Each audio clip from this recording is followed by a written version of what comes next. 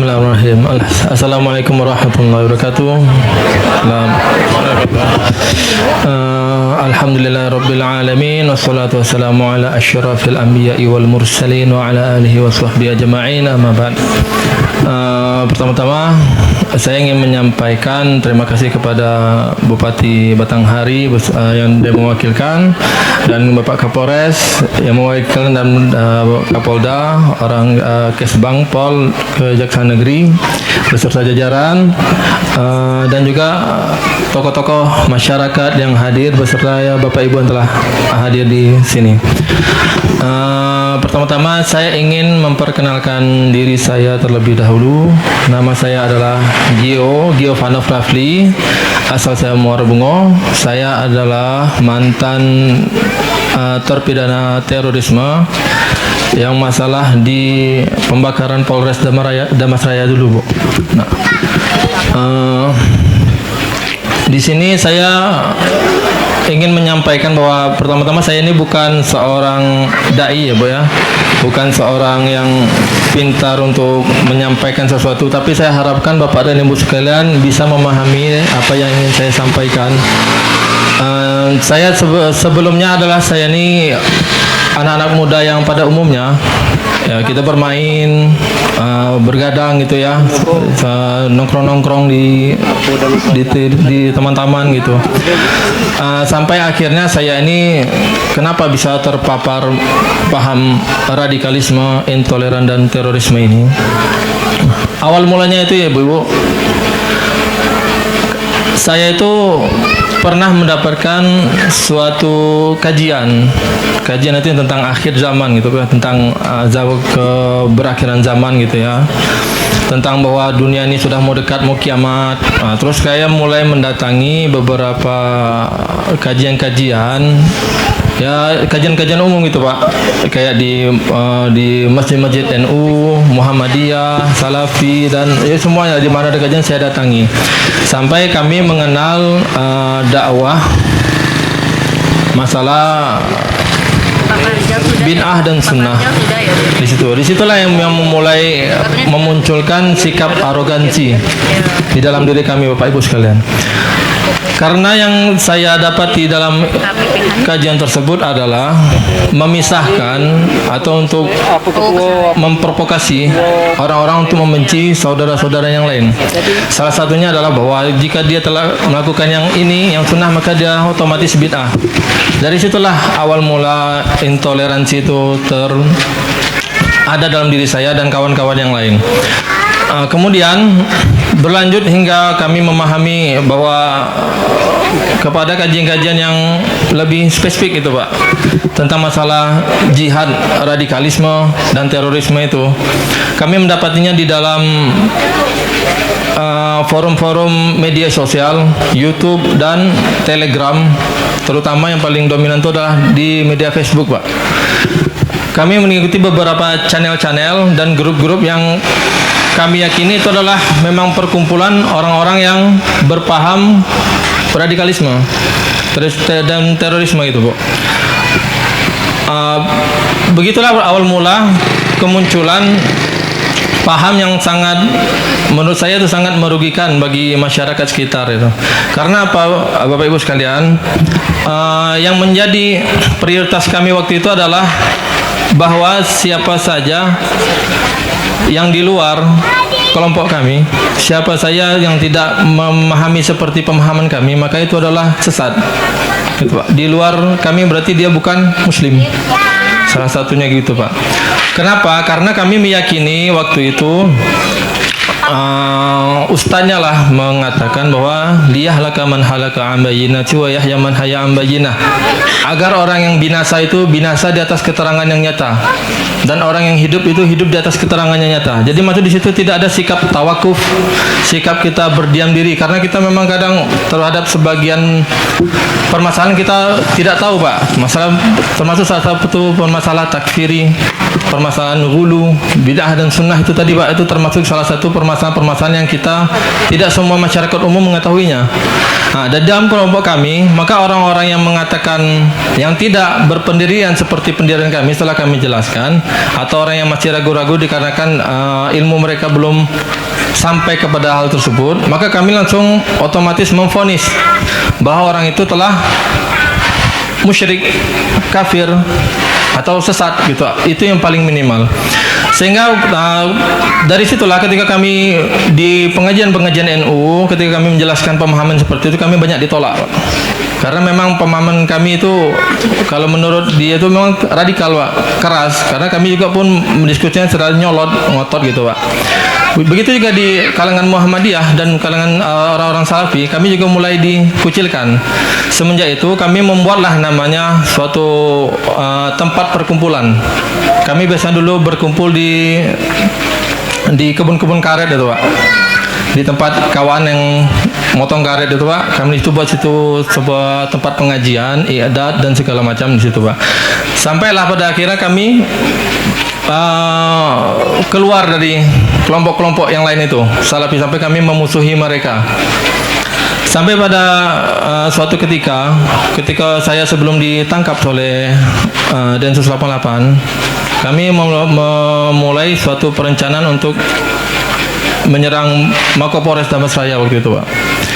Dikarenakan apa? Kenapa kami bisa begitu membencinya kepada instansi pemerintahan? Karena itu tadi, Pak, awal mulanya terjadi itu karena kami harus mencari dulu siapa musuh kami di dalam pemahaman ini. Nah, dari situlah, Pak, mulai dari sikap berhulu kami terhadap agama, berlebih-lebihan dalam beribadah, dalam mengkafirkan, sehingga muncullah kepada tingkatan yang kedua itu kami berpahaman seperti Khawarij itu, Pak. Khawarij itu adalah orang-orang yang berpahaman kaku, jumud, tidak murah senyum kepada orang, dan sangat membelakangi masyarakat itu, Pak. Dia menganggap dirinya lah yang paling benar, orang lain salah, Pak. Tuh, kami dulu sempat seperti dikasih kacamata kuda gitu, Pak. Jadi di luar pemahaman kami, ada ustadz mungkin dari kelompok lain memberikan referensi yang berbeda, kami anggap itu sesat, syubhat. Apalagi kalau ulama-ulama itu atau dai-dai itu dari pemerintahan, Pak. Itu lebih jelas lagi. Karena kami sudah lebih mengedepankan suudzon, Pak, daripada husnuzon. Di situ. Nah, itulah betapa bahayanya, betapa mengerikannya pemahaman ini. Ini bukan main-mainnya, Bapak Ibu. Pemahaman ini untuk dasarnya itu tidak terlihat, Bu, Bapak. Itu kami dulu terpapar bukan langsung dari kajian besar, tidak, Pak. Yang paling berperan besar dalam pemahaman kami itu adalah sosial media. Ketika kami hendak tidur, buka sosmed, ini kan dimasuklah grup-grup itu, kami baca, kami tinggal video-video pembunuhan, video-video peperangan itu segala macam, Pak, dan video-video dokumentasi dari orang-orang itu. Itulah yang lebih membuat kami itu lebih percaya diri, lebih yakin dengan apa yang kami pahami waktu itu, Pak. Sehingga ketika kami sudah berpahaman Khawarij gitu, Pak, kami mulailah untuk mencari namanya itu amaliyah, suatu amalan ibadah tingkat yang tertinggi, yaitu jihad. Bagaimana caranya kami bisa masuk surga tanpa hisab, kami mati dalam keadaan Islam, begitu, Pak.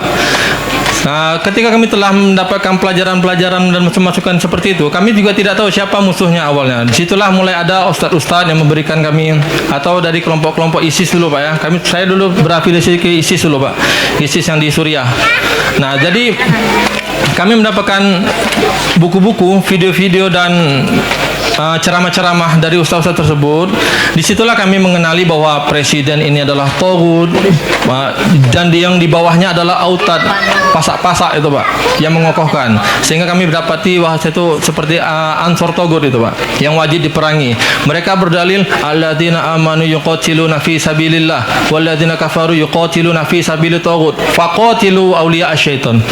Disitulah yang membuat kami menggebu-gebu ingin melakukan amaliyah yang menurut kami itu amaliyah suci, yang sebenarnya itu adalah amaliyah yang sangat buruk gitu, Pak. Karena apa? Kami telah memahami bahwa pemerintah ini togut, musuh bagi kami. Yang sebenarnya tidak seperti itu. Betul yang katakan Bapak Ketua FKUB tadi, kami itu picik itu Pak.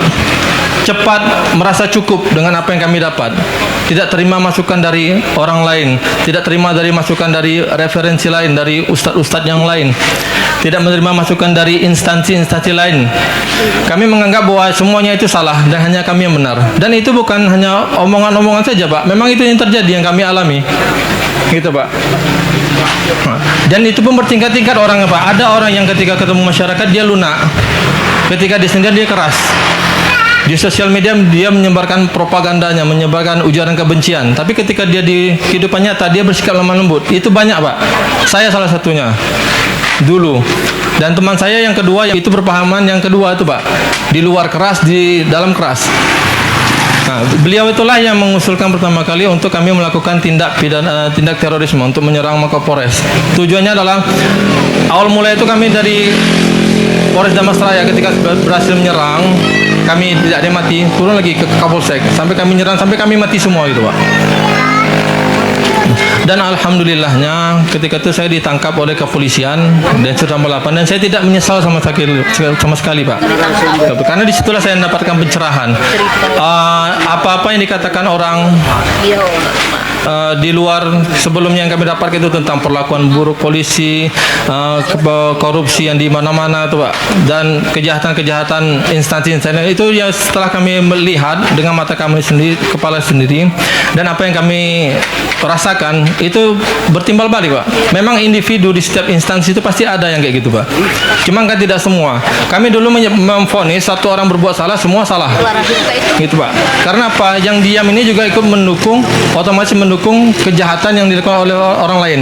Makanya kami sebegitu membencinya kepada pemerintahan ini dahulu, karena itu ketika seorang presiden membuat suatu peraturan yang membuat kami itu zolim, terus yang lainnya tidak ada yang menjalankan petugas tersebut, kami menganggap semua itu sudah kafir murtad Pak, wajib diperangi. Bahkan sampai kami menghalalkan ayam-ayam yang di komplek-komplek itu Pak sebagai ayam yang halal kalau dicuri Pak. Iya benar itu Bu, itu bukan main-main permainan itu. Sampai kami ketika ngutang diajar di situ, kalau kita berhutang sama orang itu tidak usah dibayar karena halal darah dan hartanya. Gitu Bu. Karena menurut kami waktu itu orang di luar Islam halal harta dan darahnya, kehormatannya itu halal semua. Makanya kami kalau Bapak dapati semua orang-orang yang terpidana kasus terorisme itu hobi sekali mengeluarkan ujaran kebencian Pak. Banyak suuzon pada orang lain. Dan itu saya rasakan sendiri Pak. Sampai-sampai waktu itu saya merasakan cuma kami berlima di Muara Bungon yang Muslim. Benar itu Pak. Memang begitu. Pada kenyataan saya berpikir macam itu Pak. Nah, dan menurut saya radikalisme itu juga bertingkat-tingkat. Ada yang namanya radikalisme dalam hal ideologi. Dia hanya mempunyai pemikiran saja, pemahaman saja yang radikal, tapi dia tidak berani untuk berbuat lebih jauh. Nah, dan ini juga berbahaya karena jika dia bermain di media, dia bisa memberikan propagandanya lewat media kepada orang lain. Dan ini harus dicegah Pak. Walaupun mereka ini lunak, tapi ideologinya sangat berbahaya. Yang kedua adalah radikalisme yang militansi, yang mereka mempunyai senjata, perangkat senjata atau kekuatan yang ingin merubah tatanan negara yang ada di Indonesia Pak. Itu ya, dan kami termasuk yang kedua kemarin Pak. Yang ketiga adalah radikalisme takfiri, yang mengkafirkan siapa saja yang tidak berpemahaman dengan dia. Nah, dan singkat cerita, saya waktu itu ditangkaplah oleh Densus 88. Di sanalah saya mendapatkan beberapa referensi yang didatangkan dari ustadz-ustadz dari Kemenak, ustadz-ustadz dari NU, yang membuat kami itu yakin Pak bahwa apa yang kami pahami sebelum itu salah Pak. Karena memang Islam itu rahmatan lil alamin Pak. Man qala la ilaha illallah dakhalal jannah. Itu saja cukup Pak. Siapa saja yang berucap la ilaha illallah masuk surga. Kenapa kita sibuk ngurusi orang lain? Kenapa kita harus maksa orang lain, kamu harus ikut mazhab saya, kamu harus ikut manhaj saya? Tidak harus itu Pak. Man qala la ilaha illallah dakhalal jannah, sudah cukup. Nabi aja berkata seperti itu, tidak ada urusan. Kenapa kita harus sibuk mencari urusan? Lagian kita dikubur juga tidak ditanya apa kamu orang itu kafir apa tidak, tidak tanya Pak. Kita tentang amalan kita sendiri. Itu orang itu mau apa terserah dia lah. Disitulah kami awal mulanya saya mulai menjadi titik balik saya kembali kepada NKRI, kembali kepada pemahaman yang benar sesuai pemahaman salafus soleh. Termasuk Imam Syafi'i itu salafus soleh Pak ya. Dan disitulah saya kembali menjadi warga negara yang baik. Mudah-mudahan juga itu yang saya harapkan. Nah, dan ketika di dalam saya banyak juga diberikan kitab-kitab dan juga banyak diberikan ya kebaikan lah yang dilakukan pemerintah yang menurut yang kami dulunya berprasangka buruk, sebenarnya ternyata tidak seburuk itu Pak. Hanya saya kami yang terlalu menyendiri, tidak mau terbuka dengan pemerintahan, tidak mau terbuka dengan instansi yang lain untuk bertanya, menanya solusi gitu. Itu karena kami sendiri yang mengucilkan diri Pak. Nah, sehingga saya di situlah yang menjadi titik balik saya kembali kepada NKRI, kepada pemahaman yang mayoritas yang ada di Indonesia. Dan itu juga Ibu, Bapak Ibu sekalian, yang saya ingin sarankan kepada anak-anak yang bermain media sosial, itu harap untuk diperhatikan Pak. Kalau sudah mulai ada sikap-sikap yang berubah, misalnya dia sudah tidak mau lagi ada tamu, Assalamualaikum, dia tidak mau salam, itu sudah salah satu indikasi Pak. Karena tidak menjawab salam kepada orang kafir itu tidak boleh.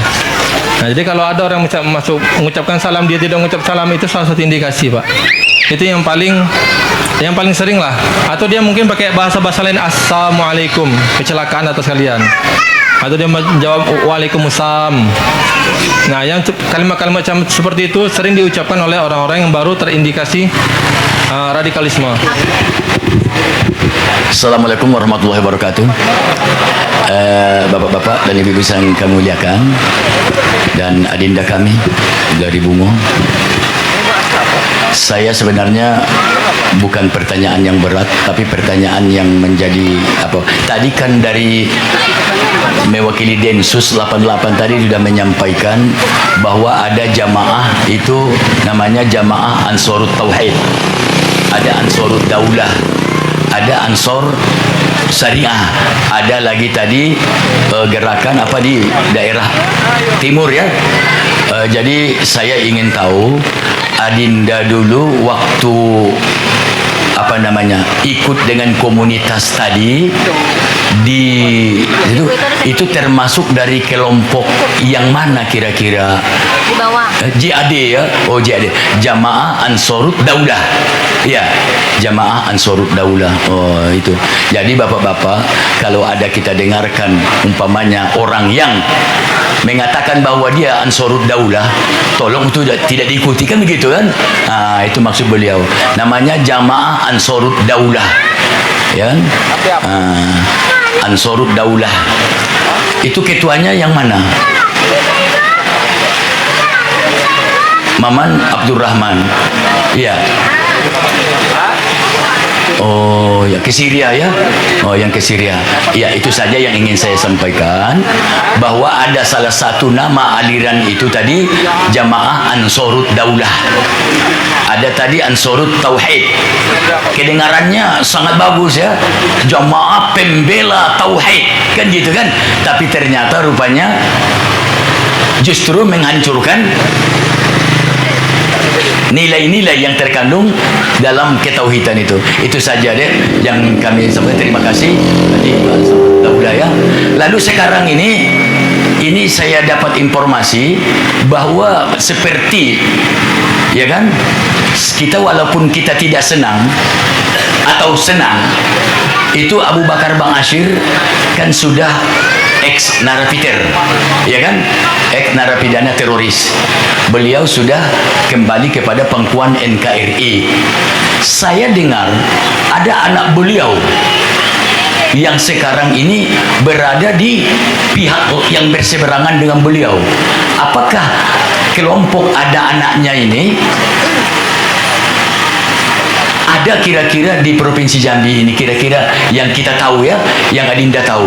Kalau ada, supaya kami juga mengerti dan supaya kami paham. Terima kasih. Assalamualaikum warahmatullahi wabarakatuh. Waalaikumsalam. Jadi sepanjang sepengetahuan saya Pak, karena kami ini dulu JAD ini kelompok yang sangat keras Pak.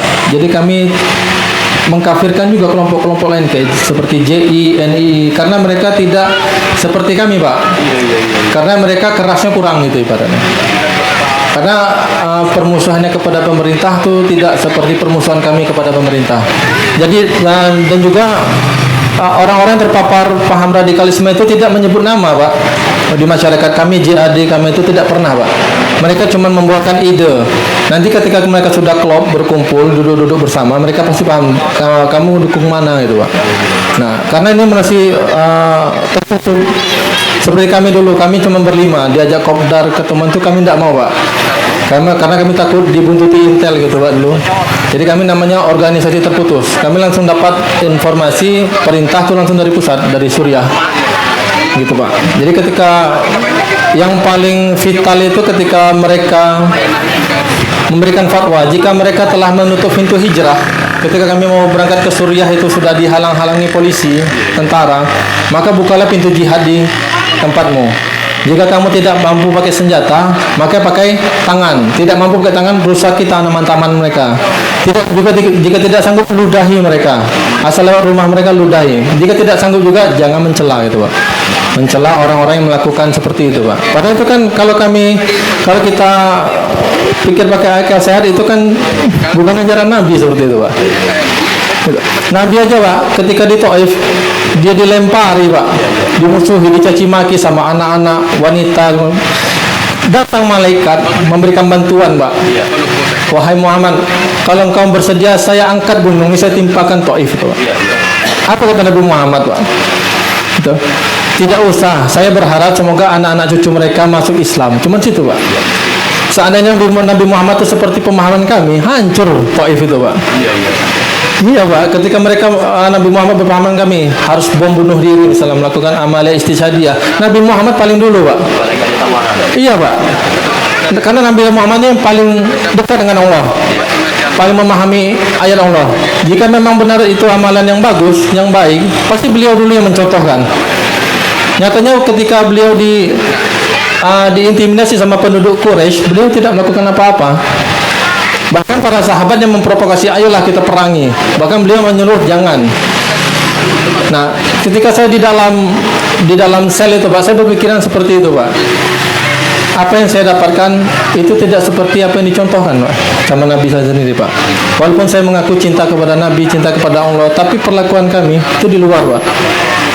Nah, makanya tuh kelompok-kelompok sesat seperti Khawarij ini salah satunya, jadi sering memakai dalil-dalil Al-Quran, Pak, untuk memuluskan misi mereka.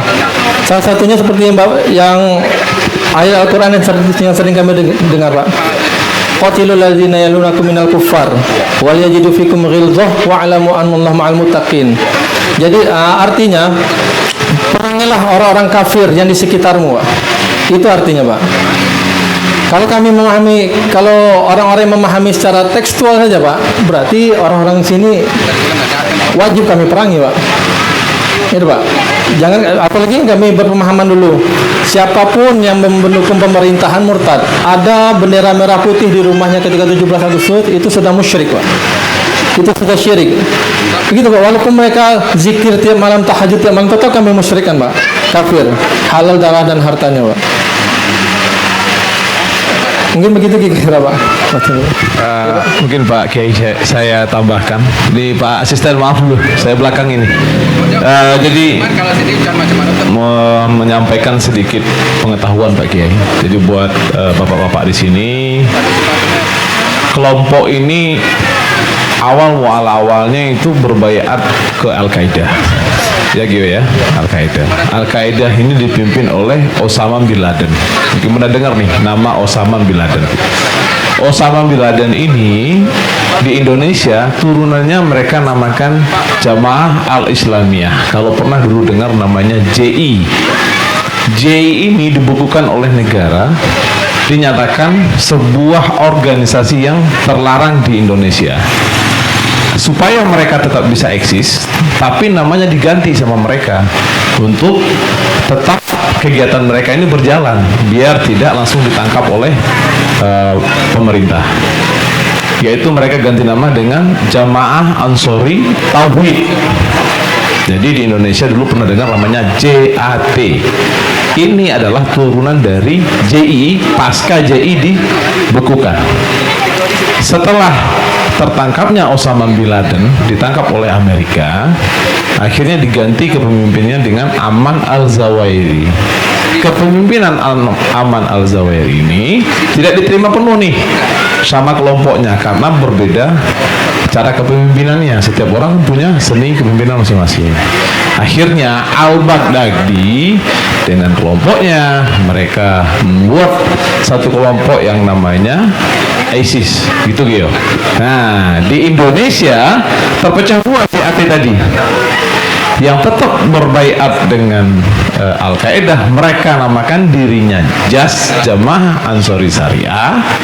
Sementara yang berbaiat dengan Al-Baghdadi, ISIS ini, mereka namakan JAD. Itulah yang tadi Gio Falnov sampaikan, Jamaah Ansori Daulah.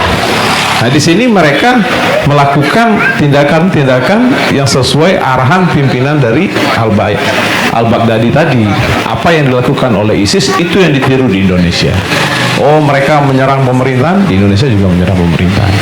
Untuk kita berbicara Abu Bakar Ba'asyir, terjadi beda pemahaman dengan anaknya. Abu Bakar Ba'asyir dia berbaiat ke ISIS, sementara anaknya atas nama Ibrahim dia tetap berbaiat ke Al-Qaeda. Makanya disitulah tadi yang Pak Kiai tanyakan, katanya berseberangan. Itu tadi yang berseberangan karena anaknya tetap berbaiat ke Al-Qaeda. Jadi Ibrahim itu dia tetap JAS, sementara Abu Bakar Ba'asyir dia adalah JAD. Untuk kelompok-kelompok yang tadi disampaikan oleh Pak Ade, MIT, kalau dulu saudara-saudara, rekan-rekan, bapak-bapak di sini pernah dengar namanya Santoso di Poso, itu kelompoknya MIT.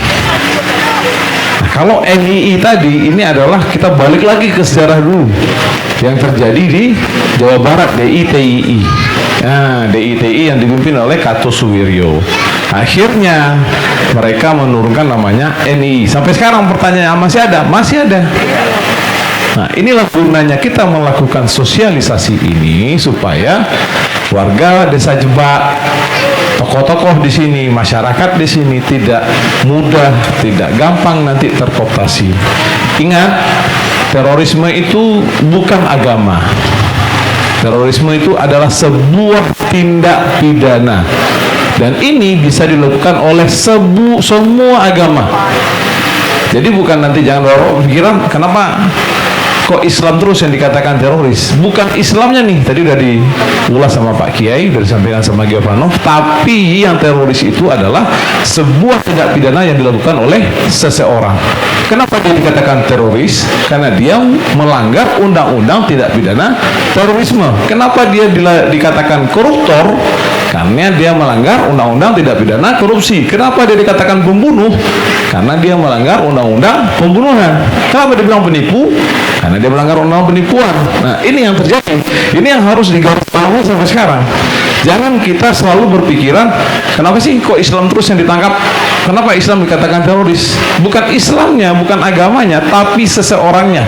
Pertanyaan berikutnya, apakah ada di Indonesia tindak pidana terorisme dilakukan oleh orang yang bukan beragama Islam? Ada. Di mana itu? Pelaku tindak pidana pengeboman Mall Alam Sutra. Boleh cari di Google nanti. Itu dilakukan oleh seseorang yang beragama Kristen. Kenapa dia melakukan? Motivasinya apa pada saat itu? Masalah pribadi. Sehingga mereka melakukan tindak pidana terorisme pengeboman di Mall Alam Sutra. Ada agama Hindu, ada di India. Orang India yang Hindu yang keras, dia melakukan tindak pidana terorisme. Katolik ada di Roma. Begitu juga agama-agama lain di Cina, Konghucu, di Jepang, gitu. Jadi semua sama.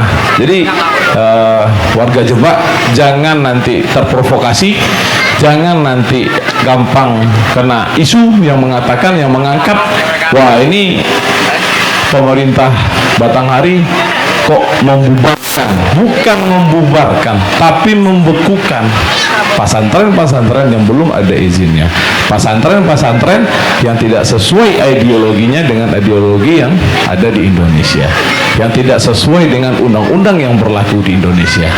Ini yang kami harapkan Terima kasih Pak Kiai tadi udah memberikan ulasan kepada kita, Giovanov juga udah memberikan, dan sekali lagi kami dari Densus 88 mengucapkan terima kasih banyak kepada pemerintah daerah Batanghari yang sekarang diwakili oleh Pak Asisten 1. Mohon izin Pak Kabar Kesbangpol memfasilitasi. Harapannya semua yang hadir di sini memiliki pemahaman pengetahuan tentang apa sih intoleran, apa itu radikalisme, dan apa itu terorisme.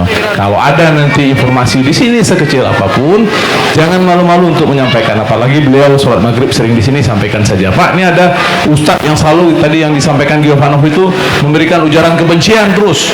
Setiap dia berceramah yang disampaikan ujaran kebencian. Setiap dia berceramah yang diulas adalah benci pemerintah. Nah, ini perlu kita nanti lakukan penyelidikan. Siapakah orang ini? Apakah tujuannya? Motivasinya apa? Nah, kalau ada nanti ustadz-ustadz yang datang dari luar ke sini, kami titip Pak, kami minta bantuan warga Desa Jebak ini untuk menanyakan profilnya. Dari mana Bapak, asli mana, terus siapa yang menyuruh ke sini, siapa saja teman Bapak, yang memfasilitasi siapa, dan apa ceramah Bapak yang akan diberikan ke kami. Nah, itu kita perlu, kalau bahasa Sundanya oke ya, harus